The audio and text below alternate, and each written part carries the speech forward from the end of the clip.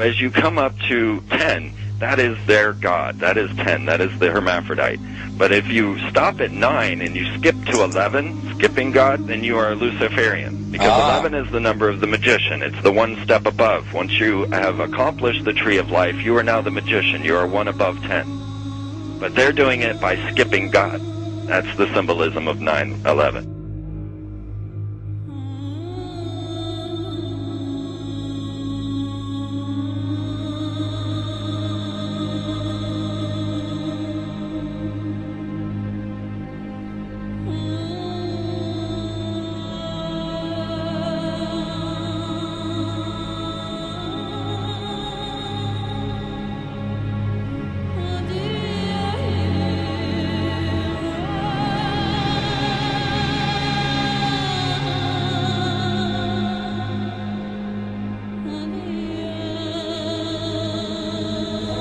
It is a big idea, a new world order.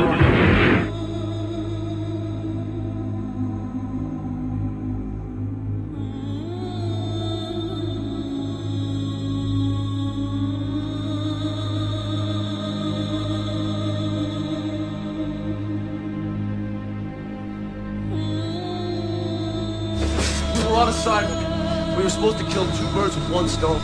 In Fight Club, Project Mayhem destroys a giant bronze spherical sculpture. This seems an obvious reference to the sphere at the World Trade Center complex. Trust me. Everything's gonna be fine. In a pivotal scene reminiscent of 9/11, we see the destruction of skyscrapers and the change of a skyline. Second anniversary of the 9/11 attack on the World Trade Center, George Bush asked for an $87 billion increase in military spending.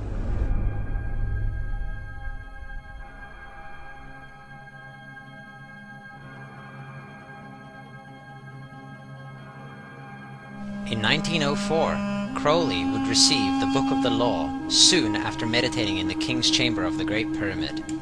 He claimed he had been contacted by a being called Aiwass. Crowley would also use this symbol in his work.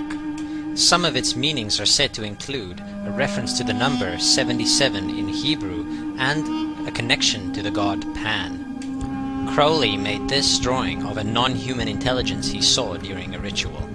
Synchronous 23 has made the connection between Aiwass and the Wizard of Oz, and has further pointed out the similarities between Crowley's grey alien-like drawing and the depiction of the projection of the Wizard of Oz in the film version. The much overlooked theory has been put forward on the internet that when we are looking at George W. Bush, we are actually seeing Aleister Crowley's grandson. I have suggested that this video footage of George W. Bush reading The Pet Goat, coinciding with the start of the 9/11 mega ritual, is in fact a dedication of the 9/11 mega ritual to the great god Pan by Aleister Crowley's grandson.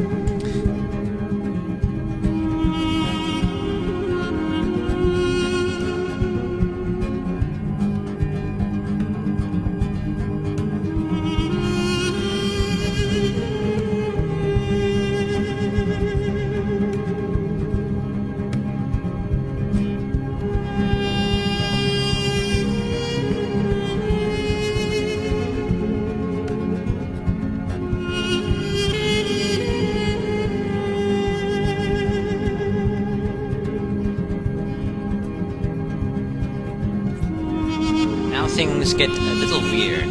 This is the 1978 version of The Wizard of Oz, The Wiz. Again we see the Emerald City connected to New York. On arriving at the end of the Yellow Brick Road, Dorothy and her companions go through the circular portal. Through the door we see 3 pyramids. Behind the pyramid shape, in between the pyramid pillars of the World Trade Center, we see the sphere, the representation of the Kaaba.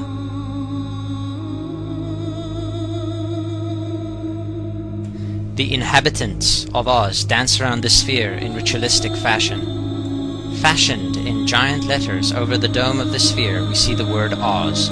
Oz, symbols of Pan and Aiwass, seen smack at the heart where the new Aeon was ushered in. and where the Stargate was opened.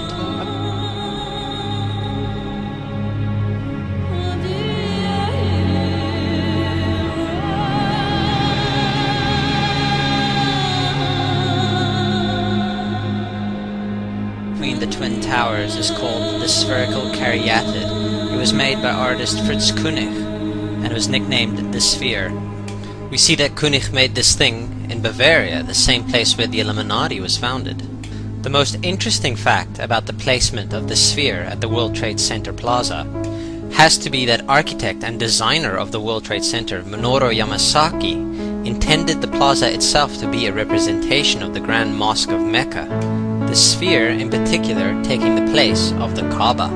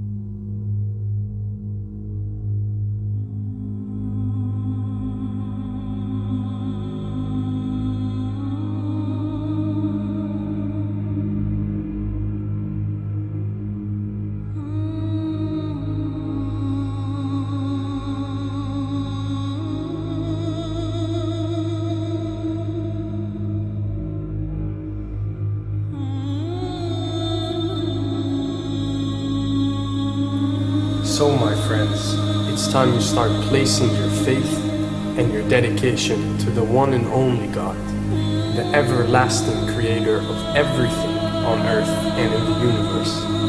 He is greater than anything our minds can comprehend. Do you know how many times Muslims are required to circle the Kaaba when they visit it? 7 times, each counterclockwise.